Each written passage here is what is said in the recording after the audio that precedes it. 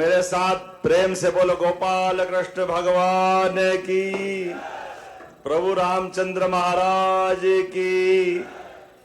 आज के इस अवसर पर स्वर्गीय रघुवीर सिंह यादव जी, जिनका जीवन का अलग अलग परिचय अलग अलग प्रकार से आपके चेहरों के उमंग उत्साह बता रहे हैं।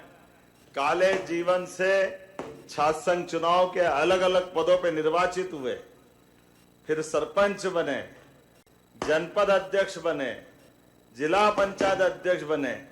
और काम आदमी क्या करता है, जीते जी सामने तो सब नमस्कार करते हैं, जब शरीर छोड़ दो और इतनी भीड़ आ जाए तो अपने आप प्रणाम करने की इच्छा होती है। उनका जीवन धन्य हुआ है। आने और जाने के क्रम में परमात्मा की लीला है। जब मैं आज प्रतिमा अनावरण करने आया तो अभी हमारे केंद्रीय मंत्री भूपेंद्र यादव जी ने भी अपनी उपस्थिति मेरे माध्यम से जोरदार अभिनंदन भूपेंद्र यादव जी का भी, और यहाँ के सांसद वर्तमान में भारत सरकार के मंत्री श्रीमान ज्योतिरादित्य सिंधिया जी के भी जोरदार तालियां बजाओ, उनके भी तरफ से। आज उनने आना तय किया था लेकिन जरूरी काम आने से भटके हैं, तो उन्होंने कहा कि मेरी तरफ से भी आप शुभकामना देना। बाबूजी को नमन करते हुए आज का ये रसुल्ला गांव का ये जो आयोजन है, मैं उसमें अप्रत्यक्ष रूप से ही सही लेकिन पूरे आयोजन में मैं आपके माध्यम से प्रतिमा अनावरण के इस कार्यक्रम में हमारे लिए जन सेवा सहजता के प्रतीक मृदुभाषी स्वर्गीय रघुवीर सिंह जी, जिनकी पुण्यतिथि 6वीं है, जो वास्तव में जिनकी पहचान एक राजनेता की नहीं है, एक सामाजिक एकता, सबको लेके चलने की भावना, सनातन संस्कृति को स्मरण करने की भावना, और उससे बड़ी लोक कल्याण जन कल्याण के लिए जगह जगह जो तालाब बनाए ऊपर हेलीकॉप्टर से देख के आनंदित हो रहा था। जोरदार अभिनंदन करें एक ऐसे व्यक्तित्व के लिए, सच्चे अर्थों में गरीबों की सेवा करने के लिए, हर प्यासे खेत को पानी देने के लिए, और परमात्मा के आशीर्वाद से जल की रचना बनती है, ऐसे में जल को सहेजने के लिए। और भगवान की तो क्या कृपा है। ये गढ़ी, उसके पहले कौन सा दूर गांव से आए थे, दमदमा, अब रसुल्ला। हम तो रसगुल्ला ही बोलेंगे यार। जोरदार ताली वाली बजाओ भाई। जहां सब कुछ आनंद ही आनंद है, वहां कहां छकल्ला पड़े यार। बताओ आप, इतना बढ़िया अपना गांव, और गांव के अंदर से इतने बड़े व्यक्तित्व का निकलना, मैं मान के चलता हूं उनकी प्रतिमा आने वाली पीढ़ियों के लिए भी स्मरण दिलाएगी और अच्छे काम करने की सदैव प्रेरणा रहेगी। दोनों हाथ जोड़ के उनको भी प्रणाम करता हूं, उनके माध्यम से आपको नमन करता हूं। जल के बारे में बात निकली तो गोपाल कृष्ण के जमाने से जल पे सबका अधिकार है। जल कोई अपना खुद का नहीं बना सकता। जमुना जी का कृष्ण कन्हैया कालिया नाग के मर्दन के माध्यम से जिनने दिखाया और समाज को सिखाया, होगा जहरीला नाग कितना भी, होगा पूरा परिवार के साथ उसका कब्जा। अरे बाल गोपाल ने जाकर गेंद के बहाने उसका घमंड तोड़ने का काम 5000 साल पहले करके दिखाया। और उनका बैलेंस भी देखो, आज भी हमको सीखने की आवश्यकता पड़ेगी। हमने कई सारे बड़े बड़े ऐसे घटनाक्रम देखे हैं, लेकिन भगवान कृष्ण ने जो कमाल किया है, वो कमाल तो हमको आज भी आनंद में डालता है। आप उनके चित्र को देखो, कल्पना करो, भगवान कालिया नाग के फन पे। अब बताओ, इतने बड़े कालिया नाग के फन पे भगवान की उम्र तो छोटी सी थी, बाल रूपी था। अब बताओ, कभी सोचो कि वो बाल रूप से उसके सिर पे नाच रहे हैं, वो नाच रहे, मुस्कुरा भी रहे हैं। क्या आनंद का दृश्य है। अपने जीवन में भी कोई कितनी भी कठिनाई आए, उस कठिनाई को ऐसे ही नियंत्रण में रखना चाहिए। ये दृश्य हमको दिखाई देता है गोपाल कृष्ण के माध्यम से। जीवन के ऐसे सभी कठिन से कठिन काम को करने के लिए मनोयोग से आनंद के साथ हमारा जीवन सदैव भगवान कृष्ण के उस दर्शन को सामने रखता है। जिनके कई कई हमारे सारे भागवताचार्य, सारे संत महंत महामंडलेश्वर शंकराचार्य रात दिन गोपाल कृष्ण की, भगवान राम की वो सारी लीलाएं सुनाते हैं। मनुष्य रूप धारण करके भगवान राम और भगवान कृष्ण इस धाम में आए हैं, लेकिन उनकी लीलाओं के लिए तो हम अपने अपने अलग अलग गांव गांव, मोहल्ले मोहल्ले, लाखों साल हो गए भगवान राम को और 5000 साल से ज्यादा भगवान कृष्ण के हो गए, लेकिन आज भी देश की पहचान, दुनिया के किसी भी क्षेत्र में चले जाओ और वहां के लोग पूछे कि आप कहां से आए हो, आप अपने देश का नाम मत बताओ, केवल कह दो कि मैं भगवान रामकृष्ण की धरती से आया हूं, वो अपने आप कह देंगे हिंदुस्तान से आए। ये पहचान हमारी बनाई हुई, ये पहचान उनके माध्यम से बनी है, जिनके जीवन में बड़ी से बड़ी चुनौती, दोनों के जीवन में, लेकिन सारी चुनौतियों को पार करते हुए भगवान ने सदैव सद्मार्ग पे चलने की प्रेरणा दी। अपने आप पे सारे कष्ट ले लिए, लेकिन लोगों के सुख आनंद के लिए पूरा जीवन जिया। जब उनने इतनी प्रकार की सारी जीवन की लीलाओं से हमको हमारा दर्शन सामने दिया, तो ये उनके अपने मानने वाले पूरे देशवासी ऐसे ही तो दृश्य बताते हैं। यशस्वी प्रधानमंत्री के लिए जोरदार अभिनंदन करो श्रीमान नरेंद्र मोदी जी के लिए। कहां 1947 से लगा करके सुप्रीम कोर्ट ने तो फैसला 3 तलाक का भी दिया था, लेकिन 3 तलाक का फैसला मुस्लिम बहनों के पक्ष में दिया, सुप्रीम कोर्ट ने निर्णय कर दिया। लेकिन कोई कांग्रेस वाला हो तो बुरा मत मानना भाई, लेकिन उस अच्छे फैसले को भी तत्कालीन कांग्रेस के प्रधानमंत्री ने पलट के रख दिया वोट बैंक के चक्कर में।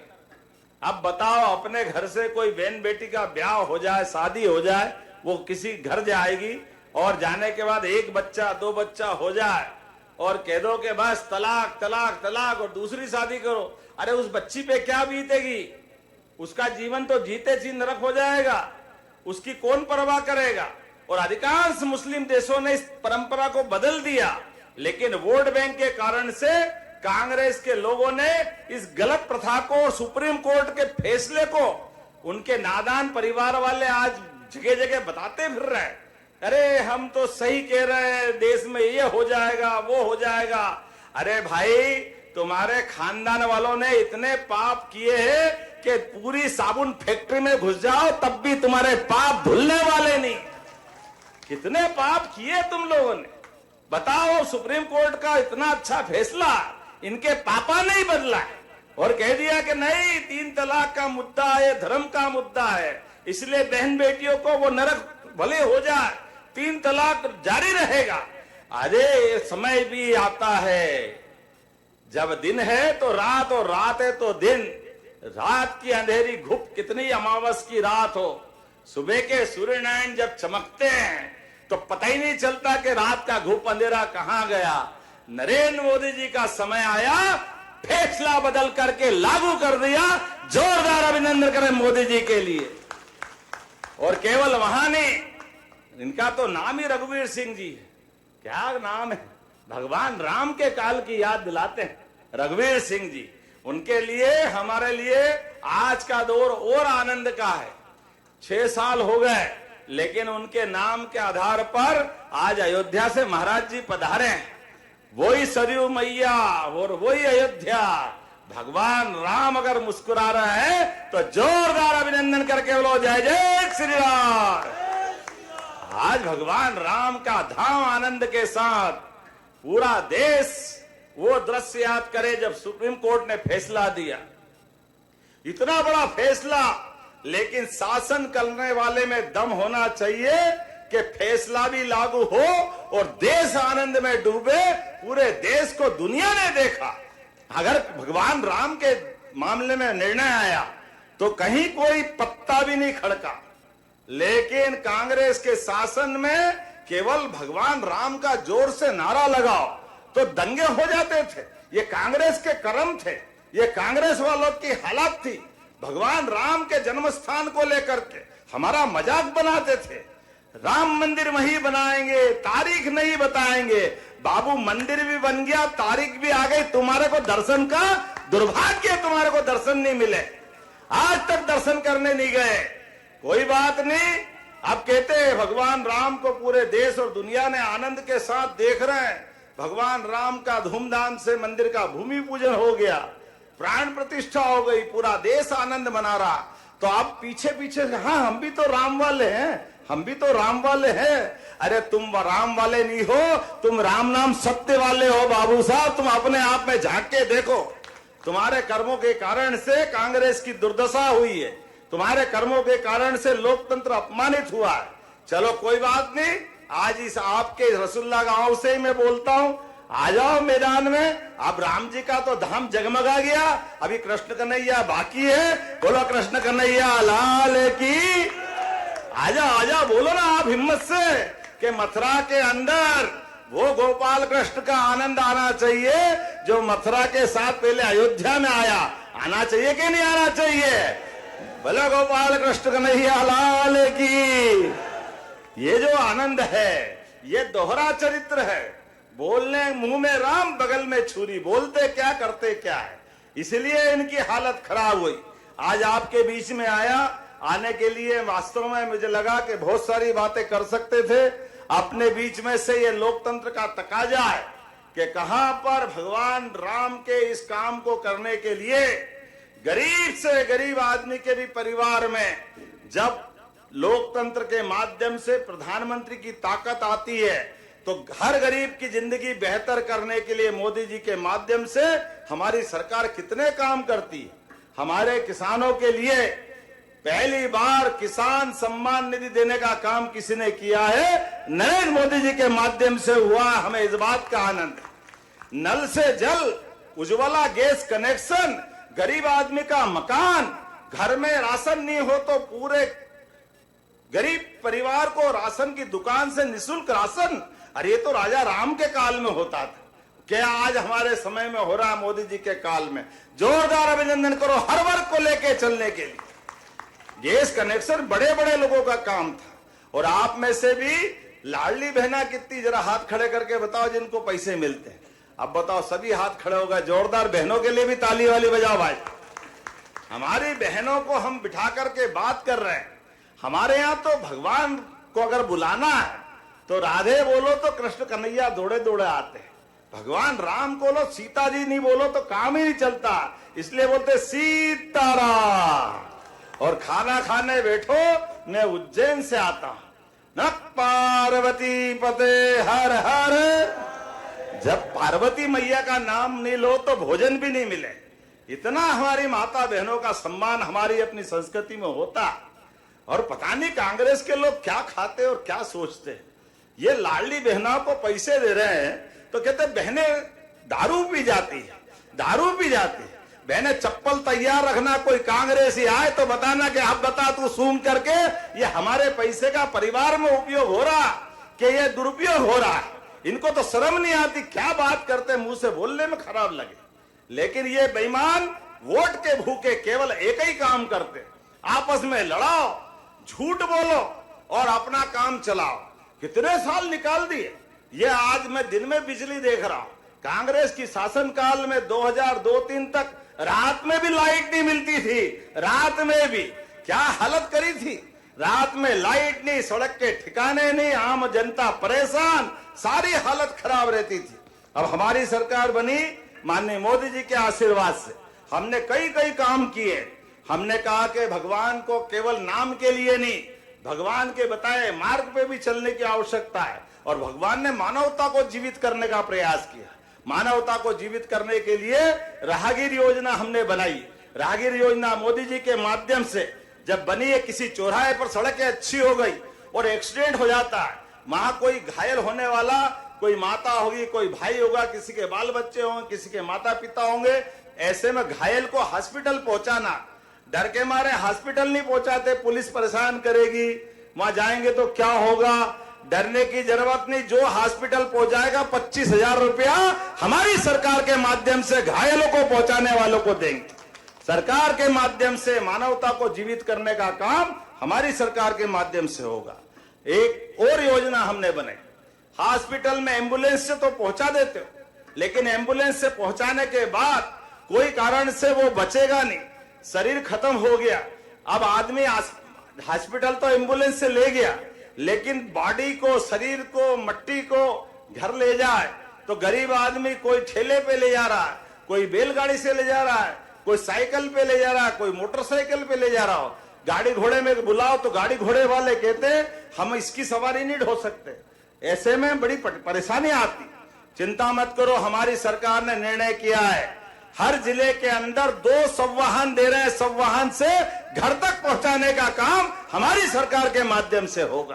पूरे प्रदेश के अंदर ऐसी स्थिति बन जाए तो आप केवल वहां के हॉस्पिटल को खबर करना, आपको एम्बुलेंस की तरह संवाहन भी मिलेगा, जिसके माध्यम से लाभ मिलेगा। और आगे बढ़कर के हमने अभी हेलीकॉप्टर से आए, बहुत बड़ी भीड़ लगी।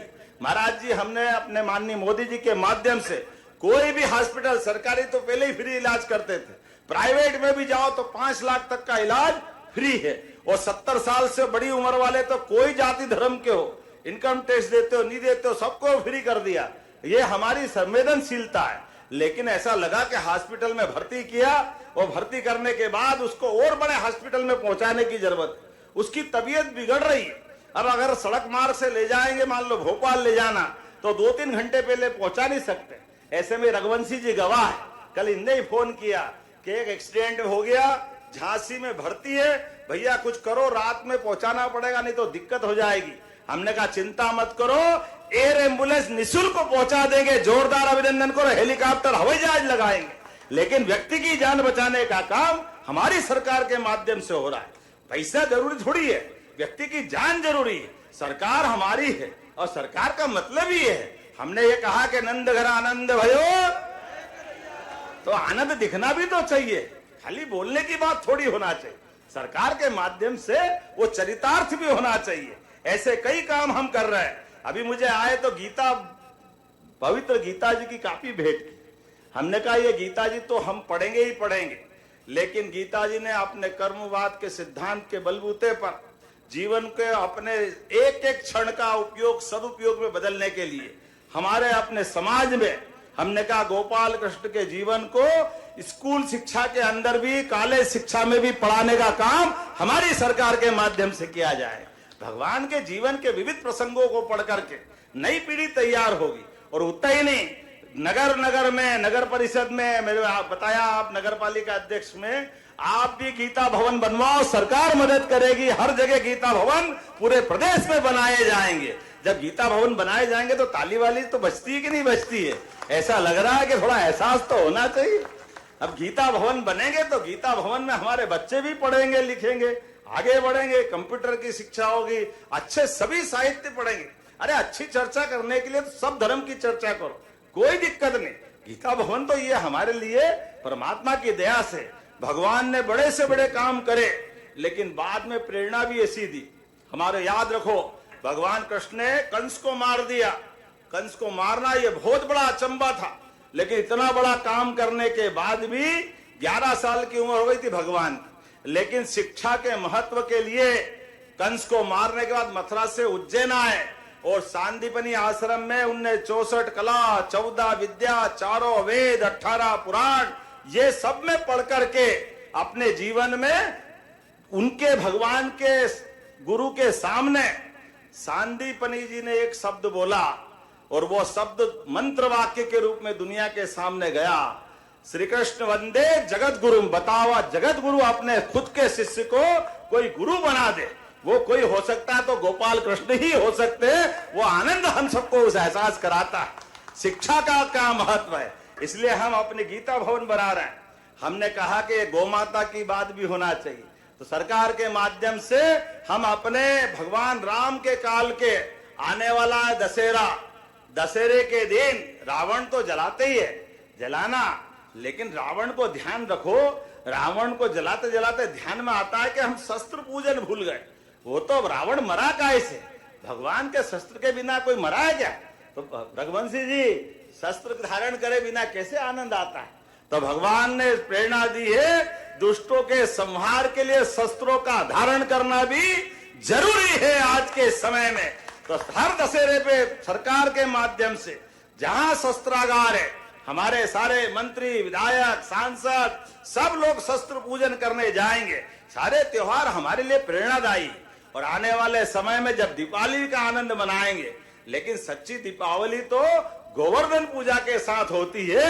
ये गोवर्धन नहीं है, हमारे लिए गोवर्धन है। जोरदार अभिनंदन करो। पूरे देश के अंदर हमारा राज्य एकमात्र है जिसने गोवर्धन पूजा के माध्यम से पर्यावरण से भी प्रेम करा और गौ माता के प्रति अपनी भक्ति भी बता रहा है। और गौ माताओं को पालने के लिए गोपाल कौन?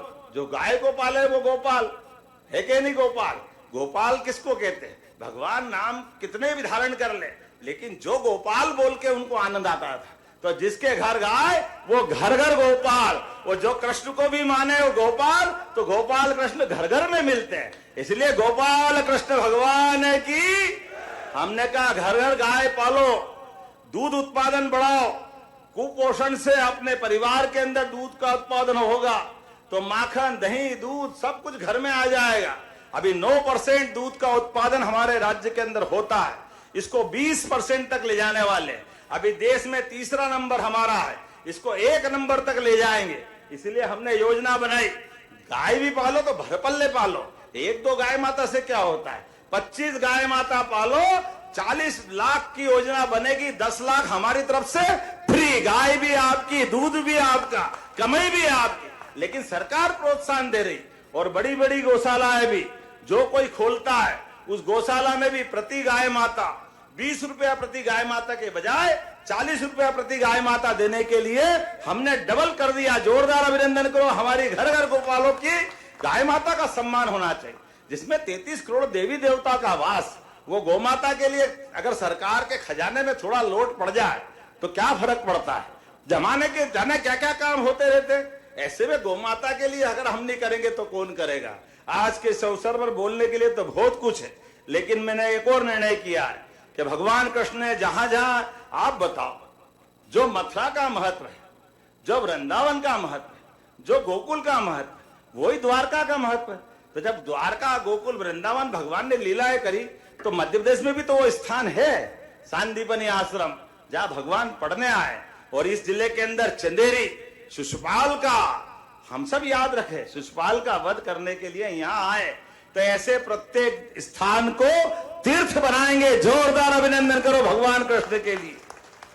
भगवान राम ने भी जहां जहां मध्य प्रदेश में लीला की, अब चित्रकूट धाम सहित जहां जहां श्री राम वनगमन पथ है वहां भी तीर्थ बनेंगे। और भगवान कृष्ण ने जहां जहां लीलाएं की वो स्थान भी तीर्थ बनेगा।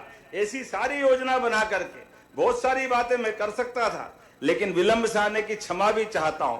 थोड़ा देरी से आया, लेकिन देर आयत दुरुस्त आयत। आया तो धूमधाम से, आनंद से अब आपके बीच मिलने का मौका मिला है।